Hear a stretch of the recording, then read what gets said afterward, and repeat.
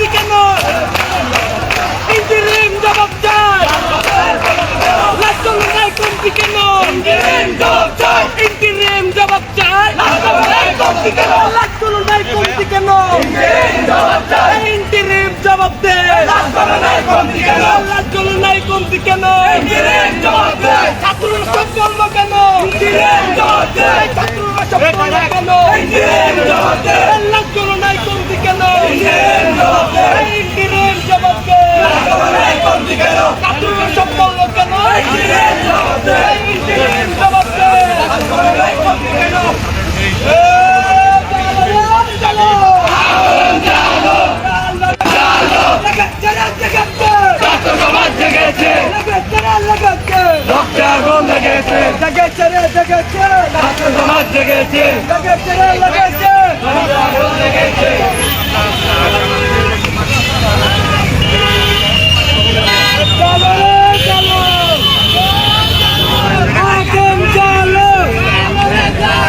ভালো করে ইয়া করে দাও ব্যানারটা সাকিব তুমি সামনে সবাই বললে কেন?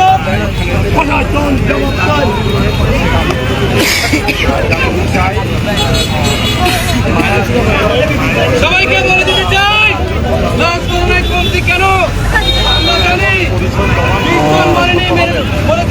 মূলত আজকে 6 দফার দাবিতে ছাত্র জনতা কক্সবাজারের যেসব স্কুলের শিক্ষার্থী রয়েছে তারা কিন্তু আজকে আন্দোলন নেমেছে। তারা মাইলস্টোন স্কুলে হতাহত সঠিক সংখ্যা এবং পরিচয় প্রমাণ সহ প্রকাশ করতে হবে। দুর্ঘটনার সঙ্গে সংশ্লিষ্ট দায়ী সকল ব্যক্তির নাম প্রকাশ করে দ্রুত বিচারিক প্রক্রিয়া শুরু করতে হবে। 21শে জুলাইয়ের পরীক্ষা কেন রাত 3টায় স্থগিত করা হয়েছে তার লিখিত যৌক্তিক ব্যাখ্যা করতে হবে। সৃজনশীল সিকিউ বহু নির্বাচনী এমসিকিউ অংশে একত্রে উত্তীর্ণ হওয়ার পূর্বে নিয়ম পূর্ণবহাল করতে হবে। খাতা মূল্যায়নের যে সব শিক্ষক অনিয়ম করছেন বা অযোগ্য ব্যক্তিদের দ্বারা মূল্যায়ন তাদের বিরুদ্ধে যথাযথ ব্যবস্থা গ্রহণ করতে হবে।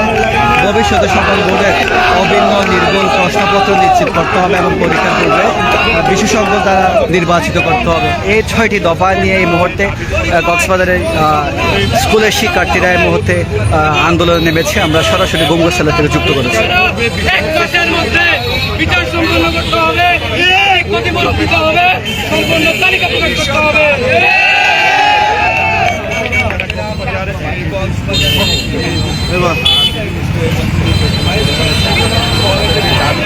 বিপ্লবী ছাত্র জনতা আজকে আমরা এখানে অংশ নিয়েছি, একত্রিত হয়েছি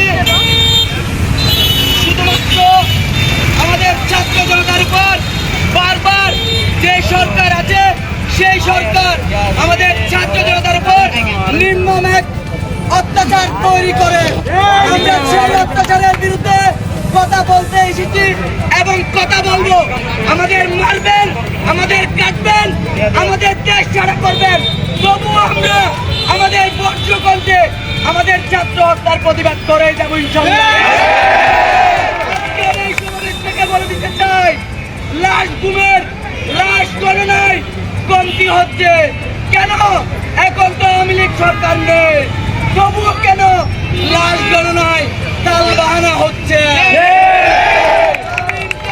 বলতে চাই, আপনি যদি স্বৈরাচার আওয়ামী লীগের মতো আচরণ করেন তাহলে আপনার অবস্থাও আওয়ামী লীগকে চেয়ে ভয়ানক হবে। আজকের এই সমাবেশ থেকে আমাদের মাইলস্টোনের যে শিক্ষার্থী ভাই বোনেরা 6 দফা দাবি দিয়েছেন, সেই 6 দফা দাবি মেনে এবং 1 মাসের মধ্যে বাস্তবায়ন করতে হবে। আমরা আরো দাবি রাখছি, আমাদের যে ছোট ভাই বোনগুলো বিভিন্ন আগুনে পড়ে, একটি মানুষ 500 থেকে 800 আগুনের তাপ সহ্য করতে পারে না, সেই জায়গায় আমাদের ছোট ভাই বোনেরা 1000 থেকে 1500 আগুনের তাপ সহ্য করেছে। আমরা এখান থেকে আমাদের ছোট ভাই বোনদের জন্য দোয়া করতে চাই। যদি ইব্রাহিম আলাইহিসসালামকে যখন আগুনে পুড়ে দেওয়া হয়েছিল, তখন আল্লাহ তাআলা তার সেই আগুনের ভিতর শীতল করে দিয়েছিলেন। আমরাও চাই মহান আল্লাহ তাআলা আমাদের ছোট ভাই বোনদের আগুনের যে পরিস্থিতি, যে যন্ত্রণা, সেটি শীতল করে দেন। এবং এখান থেকে আমরা স্পষ্ট ভাষায় বলতে চাই,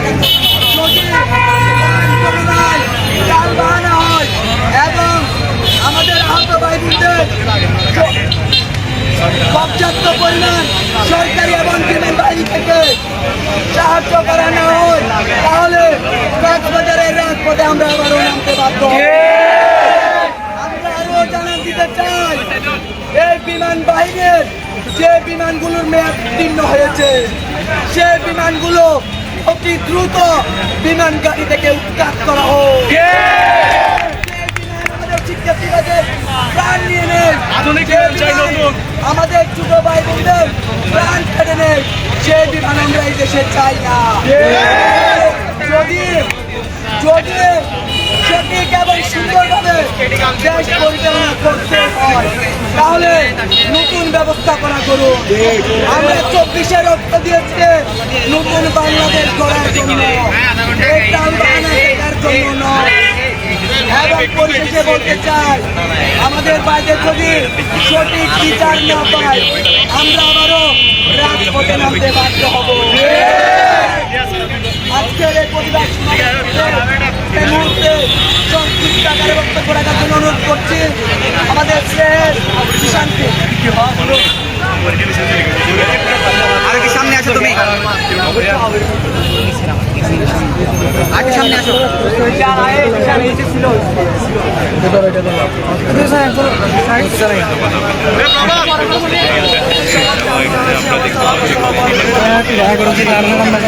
আসলে সাধারণ শিক্ষার্থীরা চায় না।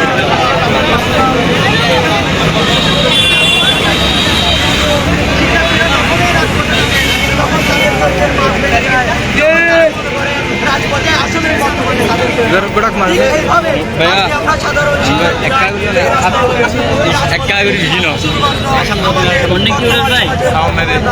আচ্ছা ঠিক আছে,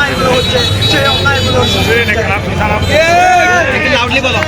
এই যে বর্তমান সময়ে আসলে গত বছর আপনারা জুলাই দেখেছেন আওয়ামী লীগ সরকার 15 বছর ধরে যে রাজত্ব করেছে, যে 16 বছর ধরে যে রাজত্ব করেছে তাদেরকে ঠেকে দিতে সাধারণ শিক্ষার্থীদের কাজ করে থাকে। তার মানে আপনারা যে দুর্নীতি করছেন, অন্যায় করছেন, লাশ দিয়ে যে রাজনীতি করছেন, আপনাদের দুর্নীতি সাধারণ শিক্ষার্থীদের বেশি সময় লাগবে না।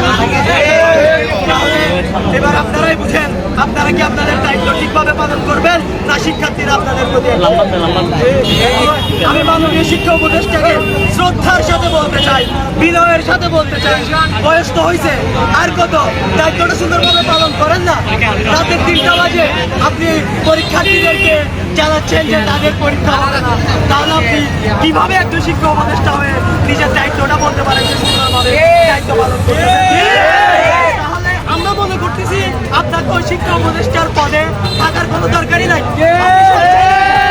আপনি স্বেচ্ছায় নেমে যান, সাধারণ শিক্ষার্থীদেরকে বাধ্য করিয়েন না। আপনি স্বেচ্ছায় নেমে যান, একজন যোগ্য ব্যক্তিকে আপনার চেয়ারটা বুঝিয়ে দেন। আর মাইলস্টোন কলেজে গতকালকে যে ঘটনা ঘটেছে, আসলে আমরা সবাই এটার জন্য দুঃখিত, মর্মাহত। আমি সাধারণ শিক্ষার্থীদের পক্ষ থেকে বলতে চাই, আমরা নানানভাবে শুনতে পাচ্ছি মাইলস্টোন কলেজে নাকি লাশ নিয়ে রাজনীতি হচ্ছে, লাশ গণনায় নাকি তারা অনীহা দেখাচ্ছে। সাধারণ শিক্ষার্থীরা রাজনীতি বুঝে না, সাধারণ শিক্ষার্থীরা যেটা বুঝে সেটা হলো যেখানে এই অন্যায় সেখানে এই প্রতিবাদ। এই প্রতিবাদ করতে আপনি মনে করবেন না আমরা আজকে রাজপথে নেমেছি, আজকে আপনাকে বলছি আমরা বাসায় গিয়ে আজকে এখানে যে আপনাকে হুঁশিয়ারি দিয়ে গেলাম তার মানে এটা আপনার জন্য ফার্স্ট হুঁশিয়ারি। হুঁশিয়ারি পর্যন্ত যদি আমাদের আসতে হয় আমরা সাধারণ শিক্ষার্থী তখন কাউরে গণনা করবো না, সেটা 24 জুলাই আমরা প্রমাণ করি। 24 জুলাই যা হয়েছে 25 জুলাই তার দ্বিগুণ হতে বেশি সময় লাগবে না।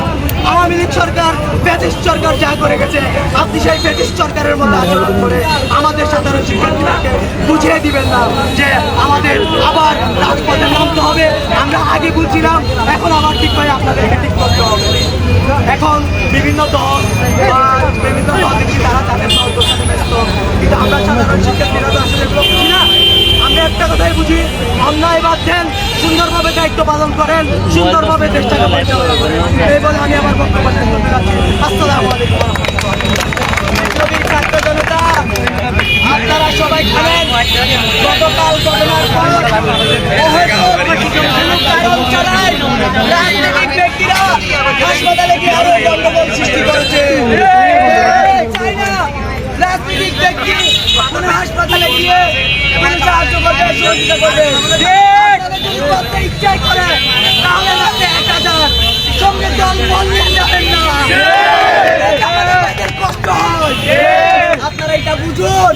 আপনাদের রাজনীতি মানুষের জন্য করুন, আপনাদের রাজনীতি জনগণের জন্য করুন। এই মুহূর্তে আজকের এই প্রতিবেশ সমাবেশ থেকে সমাপনী বক্তব্য রাখার জন্য বিনীতভাবে অনুরোধ করছি কক্সবাজার শহর ছাত্র ইউনিয়নের সাধারণ সম্পাদক আরিফ ভাইকে।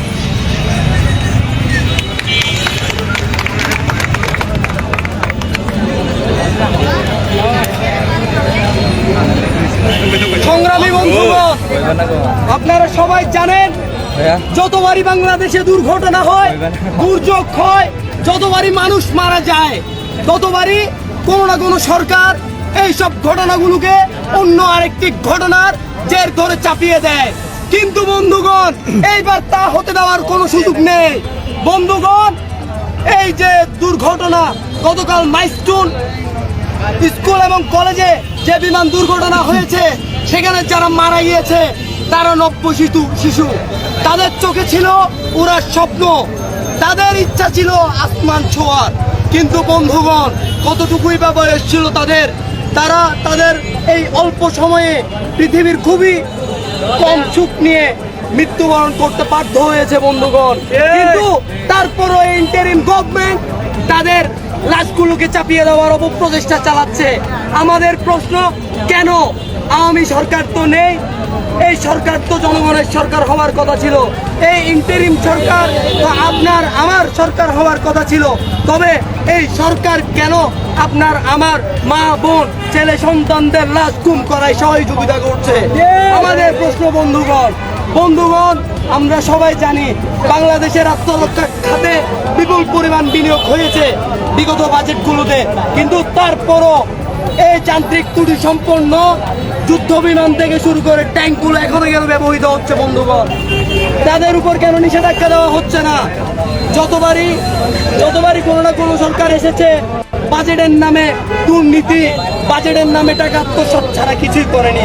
এই ইন্টারিম সরকারের কাছে আমাদের আহ্বান নয়, ডিরেক্ট হুমকি থাকবে, এই সমস্ত অকার্যকর যানবাহনগুলো যদি বন্ধ করা না হয় তাহলে এই স্বার্থবা দাবিগুলোকে এক করে দিলে সকল সাধারণ শিক্ষার্থী এক দফা দাবিতে নামবে। সবার দাবি থাকবে এক দাবি, ইন্টারিম দুই দাবি। এই ইন্টারিম সরকারকে এই আহত এবং নিহতদের জরিমানা দিতে হবে, তাদের সবাইকে আর্থিক সহযোগিতা দিতে হবে এবং তাদের পরিবারকে আশ্বাস দিতে হবে যে আগামীতে এই ধরনের দুর্ঘটনাগুলো হবে না। যদি একটা রাষ্ট্র আমাদের নিরাপত্তা দিতে না পারে বন্ধুগণ, তাহলে সেই রাষ্ট্রকে আমি ট্যাক্স দিয়ে পালার কোনো মানে হয় না বন্ধুগণ। যে রাষ্ট্র নিরাপত্তা দিতে ব্যর্থ হয়, সেই রাষ্ট্র আমরা চাই না বন্ধুগণ। যে সরকার নিরাপত্তা দিতে ব্যর্থ হয়, সে সরকারও আমরা চাই না বন্ধুগণ। আমরা চাই একটি সুন্দর এবং শান্তিপূর্ণ রাষ্ট্র, যে রাষ্ট্রে ছোট বড় থেকে শুরু করে সবাই তাদের জীবন স্বাধীনভাবে উদযাপন করতে পারবে বন্ধুগণ। এবং আমি বলতে চাই সকলের পক্ষ হয়ে, আমরা এই অপরিকল্পিত যে সমস্ত দুর্ঘটনা হয়েছে, সেই দুর্ঘটনা নিয়ে শুধু শোক প্রকাশ নয় বন্ধুগণ, আমরা রাষ্ট্রের কাছে দাবি রাখতে চাই যাতে আগামীতে আর কারো কোনো মা বাবা ভাইয়ের বুক যাতে খালি না হয়। এই সরকারকে অনুরোধ করব, তারা তাদের নিরাপত্তা খাতগুলো যাতে শক্ত করে। আর যে সমস্ত রাজনৈতিক সংগঠন এই লাশের উপর দাঁড়িয়ে রাজনীতি করার অপচেষ্টা চালাচ্ছে, তাদেরকে স্পষ্ট হুঁশিয়ারি, হাসিনা পালিয়েছে, আপনাদের তাড়াতেও আমাদের 2 মিনিট লাগবে না বন্ধুগণ। এই বলে আমি আমার সমাপনী বক্তব্য এখানে শেষ করছি। প্রিয় সহযোগীগণ, আপনারা সবাই জানেন গতকাল আমাদের অনেক ভাই, ছোট ভাই বোন মারা গিয়েছেন অনাকাঙ্ক্ষিতভাবে। তারা জানেন না তারা এইভাবে মারা যাবেন। আমরা সবাই আমাদের ভাই বোনদের জন্য 1 মিনিট নিরাপত্তা পালন করব। সবাই পরে আসেন।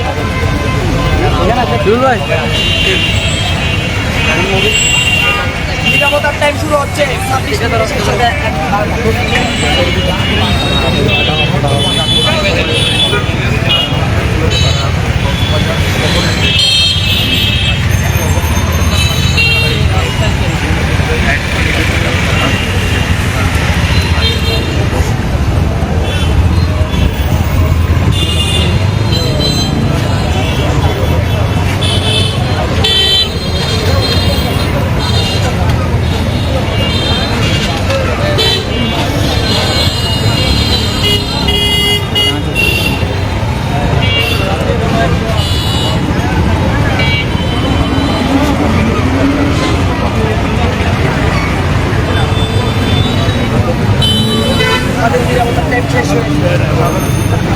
সর্বশেষ একটা কথা বলবো, আপনাদেরকে আমি 1 মাসের আলটিমেটাম দিয়েছি। বাঙালিকে বোকা বানানো অনেক সোজা, কিন্তু আর না। 1 মাসের মধ্যে সম্পূর্ণ তথ্য জনগণের সামনে আনতে হবে। কোনো তাল বাহানা ছাড়া সব ক্ষতিপূরণ দিতে হবে, কোনো তাল বাহানা চলবে না। এই বলে এই সমাবেশ এখানে শেষ করছি।